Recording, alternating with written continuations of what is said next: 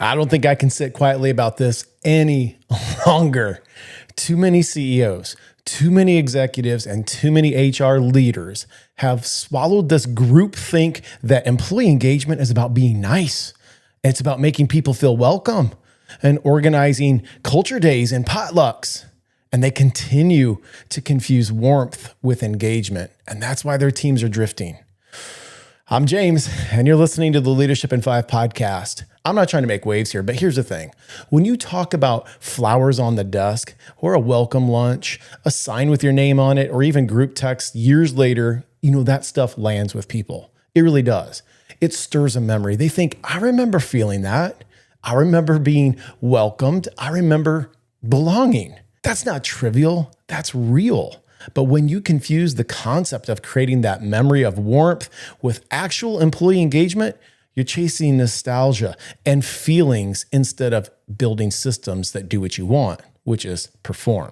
You end up trying to ensure that people are building relationships while your best employees are quietly drowning because nobody's given them clarity on what matters most, their performance, how they're doing. And performance is what people actually care about because it's where everything comes together. I want to make a difference. I want to do work that I enjoy. If I do good here, it helps my team, my company, and our customer. And if I do good here, it helps me advance. It helps me earn more.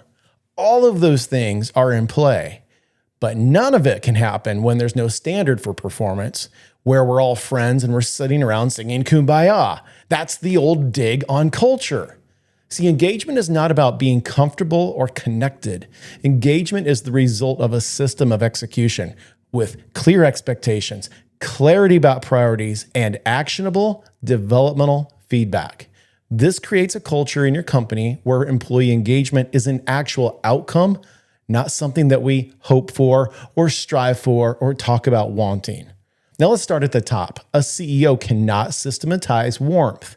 You cannot legislate friendship, but you can systemize clarity and respect. You can build onboarding programs that remove guesswork, meetings that respect people's time, and even feedback rhythms and frequencies that keep people from drifting in silence.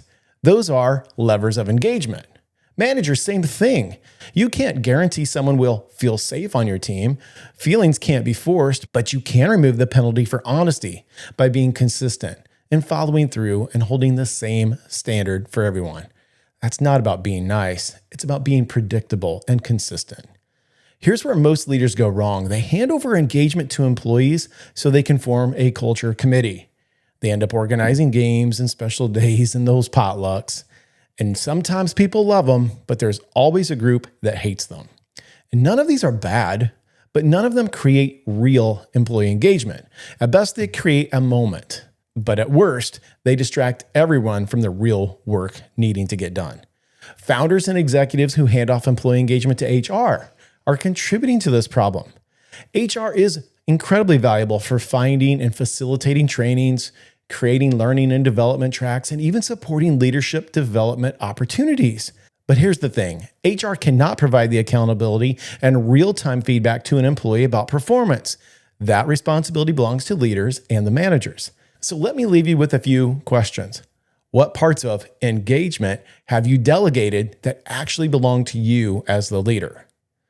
Are your systems reinforcing clarity, or are they somehow sabotaging it? And where have you confused being nice with holding people accountable? You can't systematize warmth, but you can systematize clarity and respect. And that's what we're thinking about today.